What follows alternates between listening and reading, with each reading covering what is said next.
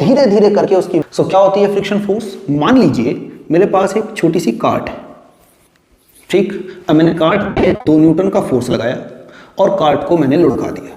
अब हम ये बात जानते हैं जब फोर्स लगाओगे तो कार्ट आगे की तरफ बढ़ेगा, लेकिन हम क्या देखते हैं कि धीरे धीरे कार्ट आगे जाके रुक गया। अच्छा, according to the Newton's first law of motion, अगर कोई बॉडी मोशन में है तो वो मोशन में ही रहेगी जब तक कोई एक्सटर्नल फोर्स आके उसको रेस्ट में ना कर दे। अब सवाल ये है कि यहां तो किसी ने कोई फोर्स नहीं लगाई या लगाई है?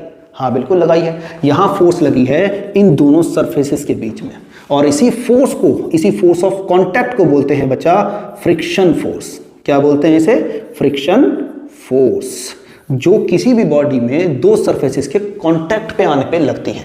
इसका मतलब यह है कि एक सरफेस एरिया दूसरा सरफेस एरिया, जब 2 बॉडी एक दूसरे के कांटेक्ट में आएंगी तो एक फ्रिक्शन फोर्स लगेगी जो मोशन को अपोज करती है, जो एक्चुअल में लगने वाली फोर्स की वैल्यू को धीरे धीरे धीरे धीरे कम करती है, और फाइनली फोर्स भी 0 और वेलोसिटी भी।